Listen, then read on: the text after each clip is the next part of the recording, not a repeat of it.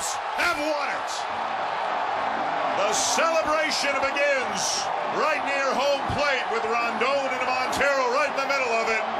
The Chicago Cubs have defeated the St. Louis Cardinals and are moving on to the National League Championship Series. Love seeing that crowd. The young Cubs clinched a postseason series at Wrigley Field for the first time ever, beating the St. Louis Cardinals 6-4 Tuesday to win the NL Division Series in 4 games. The Cubs are now the favorite to win the World Series. Stephen A., are you now convinced it's finally the Cubbies' year? No, I am not. I will be the first to admit that. First of all, let me say this. Theo Epstein is destined for the Hall of Fame. These guys win the World Series. This guy erased not one but 2 curses. First in Boston, and then it would obviously be in Chicago. It would be phenomenal. Theo Epstein is absolutely positively the man. Number 2, I have always been a fan of Madden, the manager. I am a huge, huge fan of his. I thought he should have been the manager in Los Angeles with the Dodgers. I thought they were foolish to keep Mattingly and not bring him on board.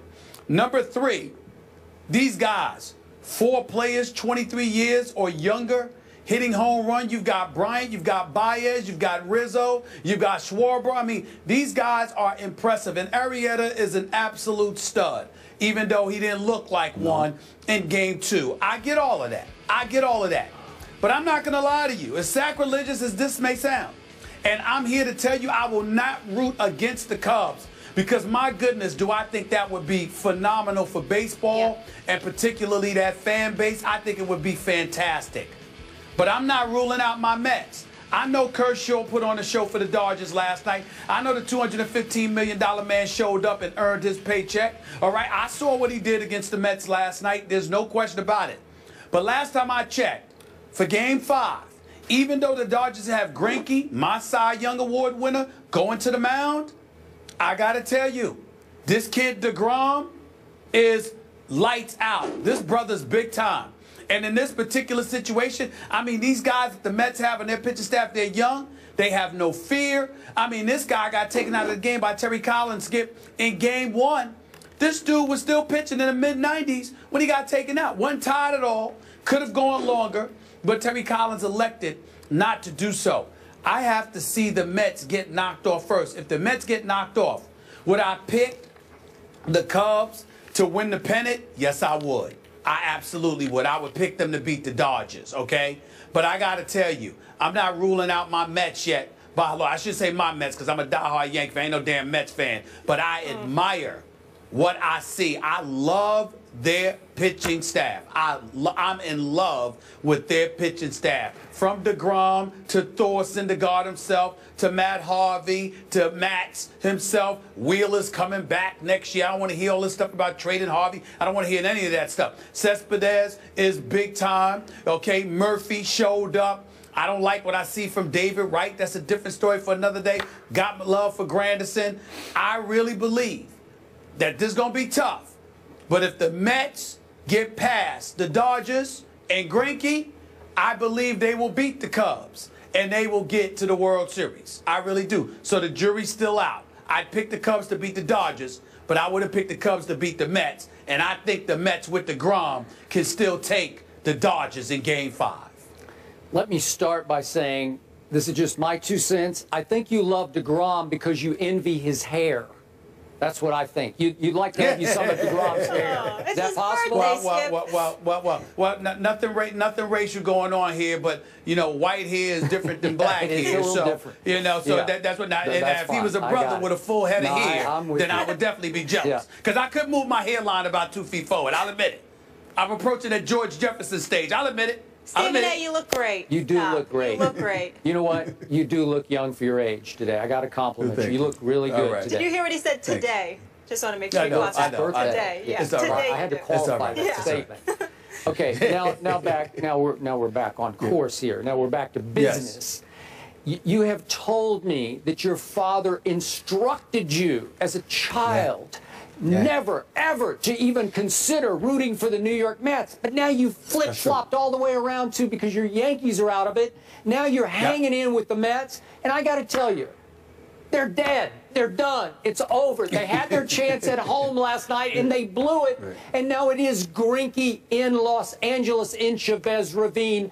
I'm sorry you're not going to win that game. And I'm just disappointed in you from your father's perspective that you could even find it in your heart to root for the Mets right now. Well, I didn't say root. Well, what I'm I think saying you're is what very disrespectful. Well, listen. What I think is going to happen. That's what I'm saying. I love their pitching staff, and you have to remember, one of my best friends in the world is my boy. Both of y'all met Jeff. Jeff comes up every day on the show. Long Beach, California.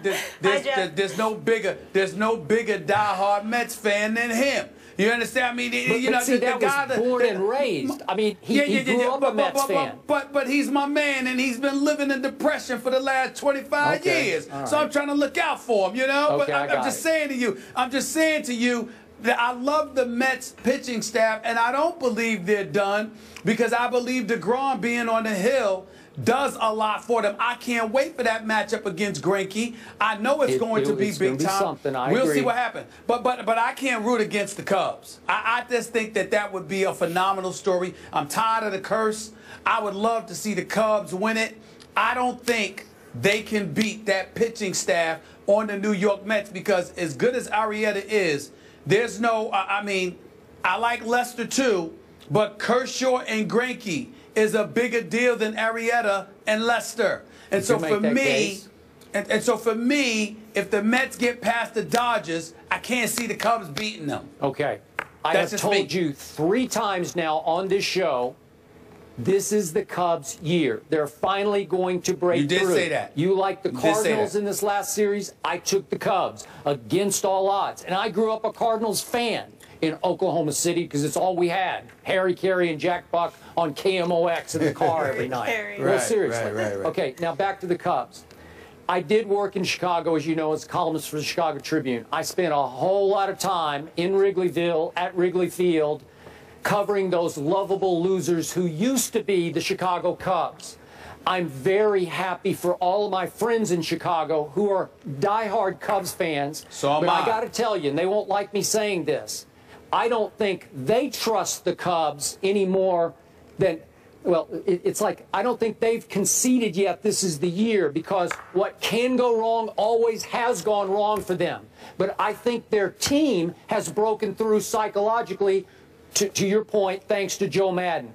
All of his little shticks and all the skits that they do and having the petting zoo in the outfield, he has managed to take the pressure off this team and to make them laugh at Billy Goats and Black Cat curses that they've been afflicted with in the past. So all of a sudden, this team, I told you, in body language, in spirit, in resilience, they don't resemble the Chicago Cubs I covered those years in Chicago because what happened last night? The kid Piscotty with 2 batters into the game. Hamill walks the first guy, and then Piscotty goes deep, and it's 2-0 Cardinals. And trust me, a whole lot of people out there in those left field bleachers are thinking, oh, my God, here we go again. Right on schedule. This is it. We could close this thing out at home, and they've done it to us again. And do not underestimate how much rivalry there is between Cardinals and Cubs. They are arch rivals, just like Bears and Packers are. So they get out of it, they bounce back, and they take the lead 4-2 because the team doesn't believe what can go wrong will go wrong. And then what happened? Top of the 4th, Hamill walks the first guy, gets replaced, then it's an easy bouncer to Chris Bryant, and it's a double play ball, it looks like, and he botches it. And all of a sudden, it's 1st and 2nd with nobody out. And trust me, people all around Wrigley Field are saying, oh my God, what could go wrong has just gone wrong. The floodgates are about to open. And Justin Grimm comes in and goes boom, boom, boom, and strikes out the side. And the Cubs survive because this team believes it can beat anybody because it just beat the 2 best teams in baseball. It beat the Pirates in the 1 game in the wild card playoff. And then it went head-to-head with the best team in baseball, the St. Louis Cardinals, who know how to win in the postseason. And they couldn't do it against the Cubs. So the Cubs are going into the championship series with high confidence. Well, this is their year. They're on a roll, and they know it. Well, listen, a couple of things. Number one, when I picked the Cardinals, I stand by that pick, even though they lost, because I thought Yadier Molina would find a way in the lineup. He hasn't been healthy. Nope. That's a very, very big deal. Sure. And people who don't know baseball don't appreciate the significance of a catcher. That's the guy that calls the game. That's the guy that controls the pitcher. That's the guy that studies the batters and knows what's going on and knows how to call a game. And if you find somebody better behind the plate than Yadier Molina, you show me who he is and I'll call you a liar, particularly in the postseason, even though Buster Posey is up there. The combination of him and Matheny, I thought, would have done wonders for St. Louis, but Tony Cruz ain't going to cut the mustard in that regard. And as a result, it ended up being what it was. My hat's off to the Cubs. But when I look at the Mets, again, I'm thinking about pitching, because what we're talking about with pitching is that pitching delivers rings in the sport of baseball. Okay. And I don't know anybody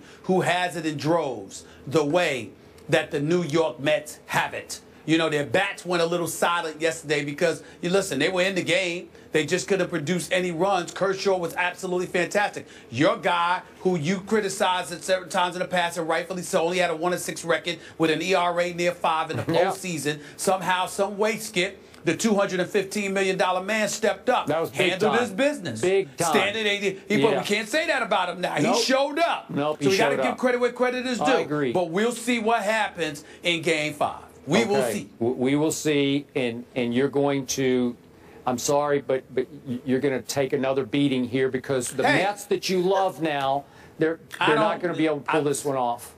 Look, I'm just rooting for my boy Jeff. No doubt about it. I'm not going to betray. Dad, I didn't betray you. I didn't betray you, Dad. You understand? I mean, I'm just calling it like I see it. They got a great pitching staff. It is what it is. But if the Mets lose, I will jump on your bandwagon, Skip, and I will pick the Cubs.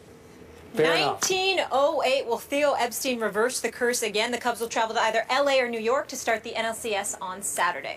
To the association, up next, the Warriors are defending how they won the title last season. The MVP sounds off after the break. Stay here.